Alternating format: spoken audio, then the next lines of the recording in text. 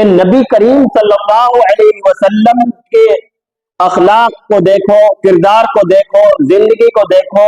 کتابوں میں بھرا ہوا ہے کہ آپ صلی اللہ علیہ وسلم کی 9 بیویاں تھیں، بچے بھی تھے، بیٹیاں بھی تھی، نواسے بھی تھے، سب کچھ تھا، لیکن پھر بھی آج کل 1-2 بیوی ہوتی ہے، زیادہ سے زیادہ 2 ہو جاتی، 3 ہو جاتی، 4 تو کوئی ہوگا، ورنہ اللہ کے رسول کی زندگی کو پڑھو کہ 9 بیویاں تھیں اور بچے بھی تھے، بچیاں بھی تھی اور نواسے بھی تھے، سب کچھ تھا، لیکن ہم سے زیادہ اللہ کے رسول عبادت کرنے والے، ہم سے زیادہ اللہ کے فرما بردار، ہم سے زیادہ نماز پڑھنے والے، ہم سے زیادہ اللہ کے لیے سر جھکانے والے، ہم سے زیادہ ہر کام میں ہم سے آگے۔ ہمیں کسی کو فالو کرنا ہے، ہم کسی کو مانتے ہیں۔ بسم اللہ الرحمن الرحیم، نحمدک یا من قامت له شواہد الجود فی مشاہد الوجود، ویا من خص الانسان بلسان البیان وببیان اللسان، ونصلی ونسلم علی مورد الجود والسماحہ سیدنا محمد النبی المختار وعلى آلہ وصحبہ السادة الابرار، كما قال الله تبارك وتعالى في القرآن المجيد والفرقان الحميد، أعوذ بالله من الشيطان الرجيم، بسم الله الرحمن الرحيم، إنما أموالكم وأولادكم فتنة والله عنده أجر عظيم، فاتقوا الله ما استطعتم واسمعوا وأطيعوا وأنفقوا خيرا لأنفسكم، كما قال تعالى في موضع آخر، كل نفس ذائقة الموت ثم إلينا ترجعون، كما قال رسول الله صلى الله عليه وسلم، إن الله لا ينظر إلى أجسامكم ولا إلى صوركم ولا إلى أموالكم ولكن ينظر إلى قلوبكم وأعمالكم۔ میرے محترم دوستوں، بزرگوں، عزیز ساتھیوں، پیارے بھائیوں، ابھی میں نے آپ لوگوں کے سامنے قرآن مجید کی چند آیات تلاوت کی ہیں، جن میں اللہ تبارک و تعالیٰ فرماتے ہیں صاف طور سے، اور اس کا خلاصہ کچھ اس طرح ہے کہ انما اموالکم و اولادکم فتنہ، کہ یہ بات جان لو اس کے سوا کچھ نہیں ہے کہ انما اموالکم و اولادکم، تمہاری مال اور اولاد فتنہ، ایک آزمائش ہے۔ فتنے سے مراد یہاں آزمائش ہے، تمہاری مال، تمہاری اولاد تمہارے لیے ایک آزمائش ہے۔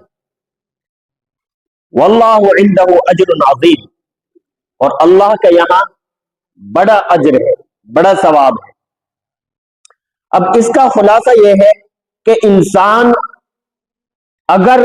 اپنے مال اور اولاد میں پڑھ کر بھی اللہ سے غافل نہیں ہے، اپنے مال اور اولاد میں پڑھ کر بھی اللہ سے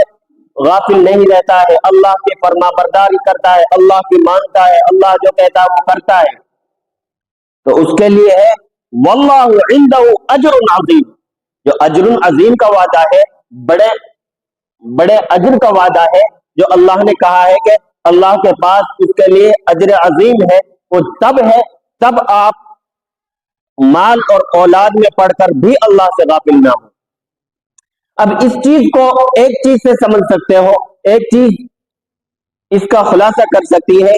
کہ نبی کریم صلی اللہ علیہ وسلم کے اخلاق کو دیکھو، کردار کو دیکھو، زندگی کو دیکھو،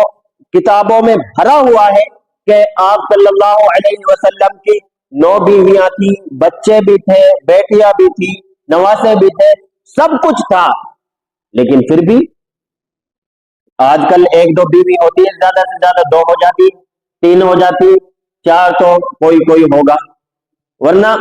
اللہ کے رسول کی زندگی کو پڑھو کہ 9 بیویاں تھیں اور بچے بھی تھے، بچیاں بھی تھی اور نواسے بھی تھے، سب کچھ تھا، لیکن ہم سے زیادہ اللہ کے رسول عبادت کرنے والے، ہم سے زیادہ اللہ کے فرما بردار ہم سے زیادہ، نماز پڑھنے والے ہم سے زیادہ، اللہ کے لیے سر جھکانے والے ہم سے زیادہ، ہر کام میں ہم سے آگے۔ ہمیں کسی کو فالو کرنا ہے، ہم کسی کو مانتے ہیں، ہم کسی کو سمجھتے ہیں، ہمارا جو سب کچھ ہے وہ کون ہے؟ اللہ کا رسول۔ یعنی ہم کلمہ پڑھتے ہیں لا الہ الا اللہ، نہیں ہے کوئی معبود سوائے اللہ کے، تو ساتھ میں یہ بھی کہتے ہیں محمد الرسول اللہ، کہ محمد اللہ کے رسول ہیں،